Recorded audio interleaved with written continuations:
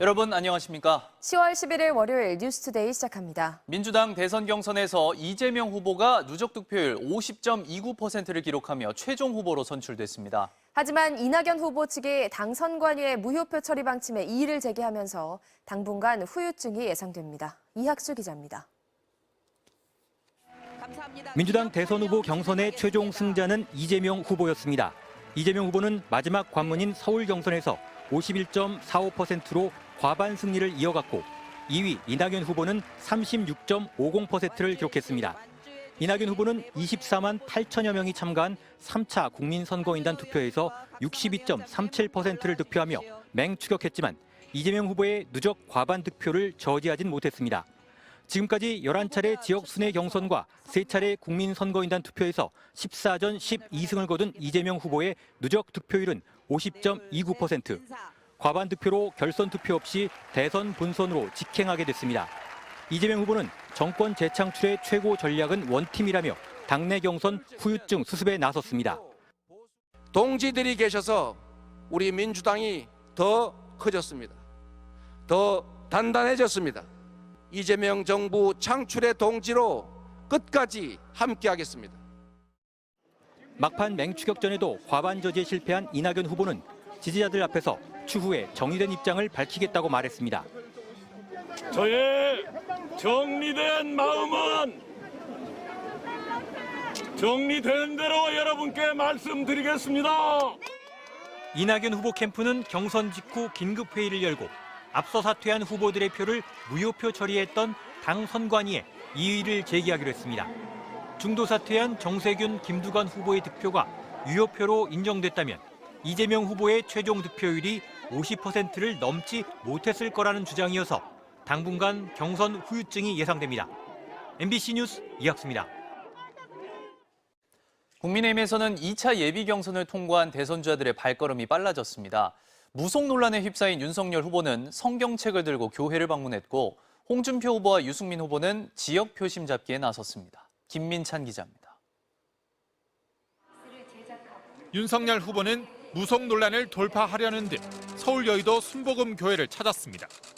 성경책까지 챙겨온 윤 후보는 부인 김건희 씨가 교회를 열심히 다녀서 구약을 다 외운다고 말했습니다. 손바닥 왕자에 이어 천공 스승까지 공개되면서 무속 논란이 확산되자 이를 의식한 행보로 보입니다. 성경학교가 나의 친구. 아니요, 이 성경책이 아니 우리 원래 집에도 몇 권이 있고 김장한 목사님이 따로 이렇게 해서 주신 겁니다. 윤 후보가 범죄 공동체 의혹을 받는다고 비판한 홍준표 후보에 대해 윤석열 캠프는 머리와 입을 세탁해야 한다고 맹비난했지만 윤 후보는 캠프에 주의를 줬다며 원팀 정신을 강조했습니다.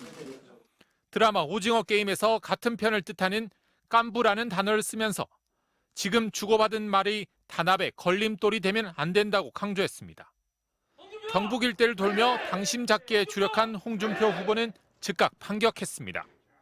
깐부는 동지인데 동지는 동지를 음해하지 않는다며 윤석열 캠프는 자신을 음해했지만 자신은 팩트 외에는 공격하지 않았다고 주장했습니다. 아무런 시비 소지가 없습니다. 다른 사람 나가면 힘이 그렇게 참 많죠. 장모도 있고 각시도 있고 본인도 있고. 전북을 찾은 유승민 후보도 윤 후보의 실언, 무속 논란 등은 대통령으로서의 준비와 자질이 부족하다는 증거라며 공세를 이어갔습니다. 평소 생각이 그렇게 자꾸 나오는 거지 본인이 준비가 안 돼 있으니까 그렇게 나오는 거 아니냐 생각합니다. 원희룡 후보는 선두주자 공세 대신 정부의 대출 규제 정책을 비판하며 문재인 정부는 대부 업체와 깐부라고 주장했습니다. MBC 뉴스 김민찬입니다. 오늘 코로나19 새 확진자 수는 1,400명 안팎을 기록할 것으로 예상됩니다. 취재기자 연결해 자세한 소식 알아봅니다. 김성현 기자, 밤사이 확진자 수 얼마로 집계됐나요? 네, 어젯밤 9시까지 집계된 코로나19 신규 확진자 수는 1,274명입니다. 그제 같은 시간보다 191명 줄어든 수치로 휴일 검사 건수 감소 영향이 컸습니다. 자정까지 추가된 환자 수를 더하면 오늘 발표될 신규 확진자 수는 1,400명 안팎, 사흘째 2,000명대 아래를 기록할 전망입니다.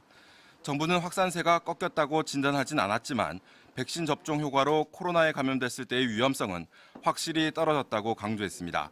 올해 1월 코로나 감염 시 중증화율은 3.2%, 치명률은 1.4%였지만 7월 이후로는 각각 2%와 0.3%로 내려왔다는 건데요. 접종 완료율은 전 국민의 59.3%, 18세 이상 성인의 68.9%까지 올라왔습니다.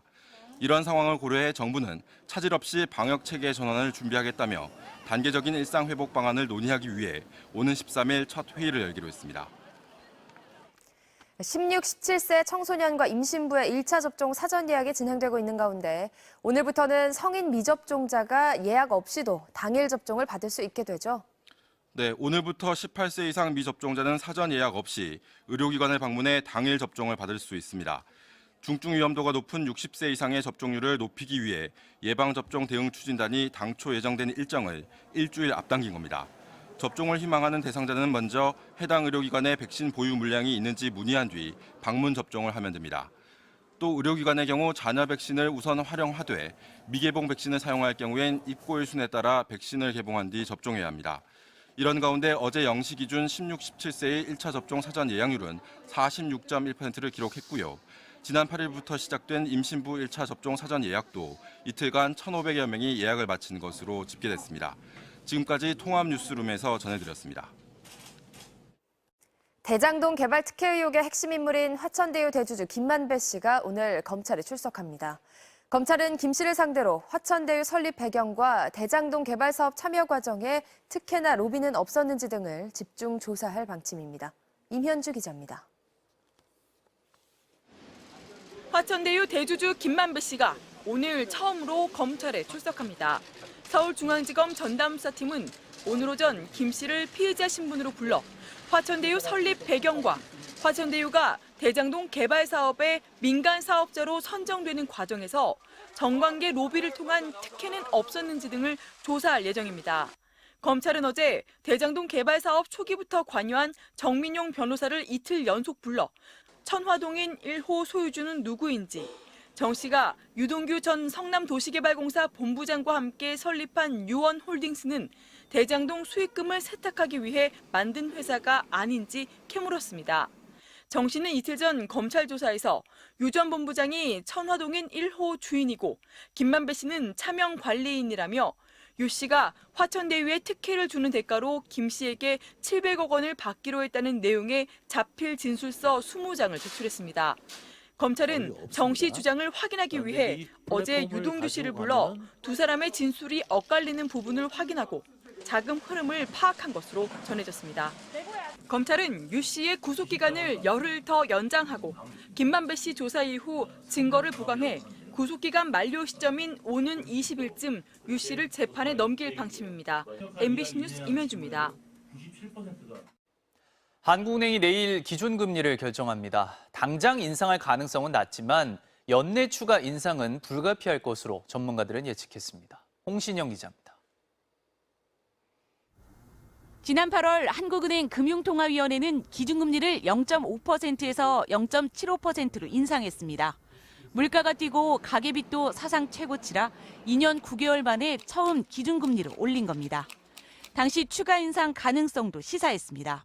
금융 불균형 누적을 완화시켜 나가야 되겠다는 그 필요성 때문에 이제 저희들이 첫 발을 띈 거죠.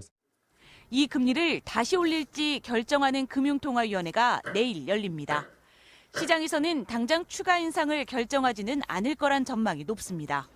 코로나19 재확산과 증시 불안 등을 고려해 무리하게 추가 인상을 서두르지는 않을 거란 분석입니다. 보통 기준금리 인상 효과는 조금 시간을 가지고 그 효과들이 나타나는 모습들을 보이고 있기 때문에 조금 더 관찰할 필요성이 있다. 하지만 내일 기준금리 인상이 미뤄지더라도 다음 달 25일 올해 마지막 회의에서는 금리가 오를 거란 전망이 우세합니다. 치솟는 물가와 가계부채 증가 문제만 보면 당장 기준금리를 올려도 이상할 게 없는 상황이라는 이유에서입니다. 물가가 최근 들어서는 전방위적으로 상승세가 거세고요. 가계대출 확대세까지 확산되고 있기 때문에 유동성 축소를 위한 기준금리 인상이 불가피한 것으로 생각됩니다. 내일 금리가 인상되면 다음 달에도 연달아 올려 올해 안에 팬데믹 이전 수준인 1.25%까지 올릴 가능성이 있다는 주장도 있습니다.